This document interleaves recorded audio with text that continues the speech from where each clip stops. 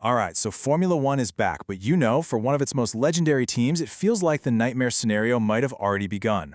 We're diving into what happened at the very first private shakedown test in Barcelona for McLaren's brand new car, the MCL40.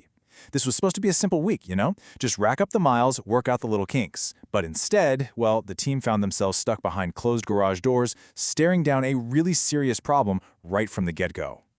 So while they're rivals, teams like Mercedes were just pounding around the track, setting what was described as a relentless pace. McLaren's second day of running got cut short. And I don't mean they just stopped. The car had to be completely dismantled. A critical system failure brought their whole test program to a screeching halt.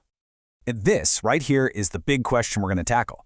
Is this just normal preseason stuff? The usual teething issues with the new car that they can fix pretty quick? Or is this a sign of something much deeper? A problem that could put McLaren on the back foot for the entire season. So let's break down all the evidence and figure out what's really going on. Okay, first things first. To really get what's happening, we need to look at the cold, hard facts from that test in Spain. These private tests are so important because there are no TV cameras, not a lot of media. It's all about getting pure, clean data. And when you look at the numbers, a story starts to form pretty quickly. On the first day, Lando Norris got 62 laps in. Now that's not a disaster, but it wasn't a perfect day either. He spent a good chunk of the afternoon stuck in the garage. But the real trouble kicked off on day 2 with Oscar Piastri. He only managed 48 laps before the car was basically parked for the rest of the day. So why did they stop? The culprit was a fuel system issue. And this one issue completely knocked Piastri out of action for his entire afternoon session. Now, this isn't some minor glitch you can just reset and get back out there. In a Formula One car, this is one of the more serious mechanical gremlins you can find, especially during testing. So, you hear the team say they had to strip the car down. What does that actually mean? Let's get into the nitty-gritty of it. These are the words from McLaren's Performance Technical Director, Mark Temple, and he wasn't sugarcoating it. That phrase, strip it down, that's a massive red flag.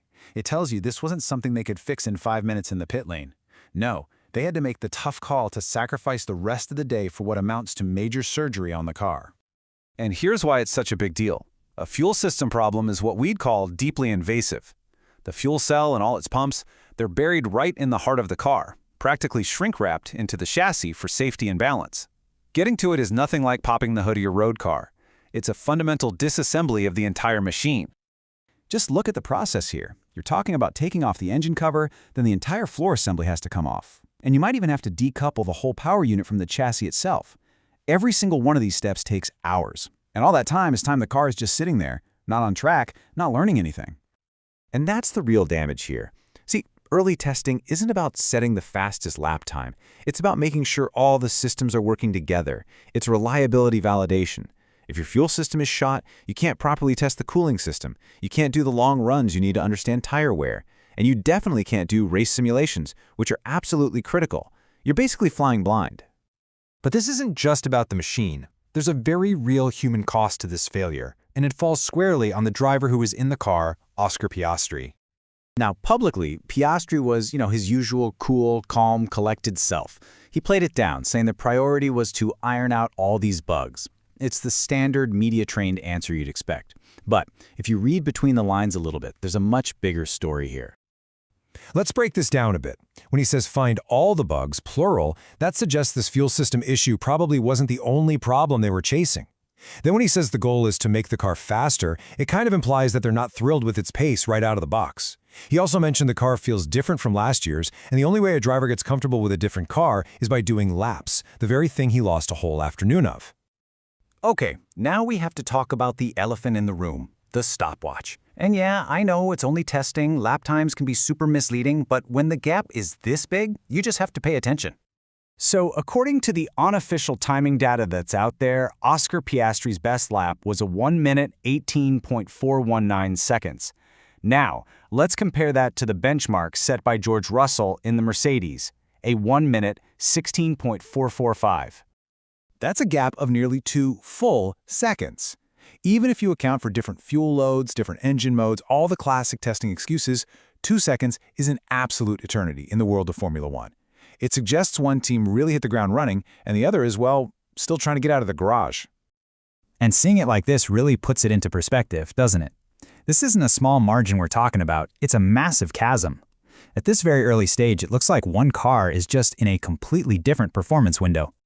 But, maybe the most damning piece of evidence doesn't come from a stopwatch or a broken part. It actually comes directly from McLaren themselves in their own press release.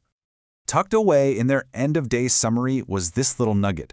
They specifically said that some competitors have set a very high bar for performance. You can bet they're talking about Mercedes. And this, my friends, is classic F1 code. It's a rare and very early admission that they think they're behind. Usually a team will just say, oh, we're focused on our own program. For McLaren to publicly point out how high a rival has set the bar, well, it suggests that the data they're seeing on their own screens has them genuinely worried. So, where does this leave us? What's the final verdict? Well, there is one small silver lining. The team says the car's basic handling is what they expected. No nasty surprises there. But the core problem is that in today's F1, with the budget cap, reliability is performance. You can't develop a car that's sitting in a million pieces in the garage. They've lost critical development time, and that 2-second gap, whether it's 100% real or not, it creates a ton of pressure. Which all leads us to one last, crucial question. They've seen the mountain they need to climb, and they've pretty much admitted how high it is. So with the first race in Bahrain just around the corner, do they actually have enough time to conquer it? The next few days of official testing are going to be absolutely fascinating.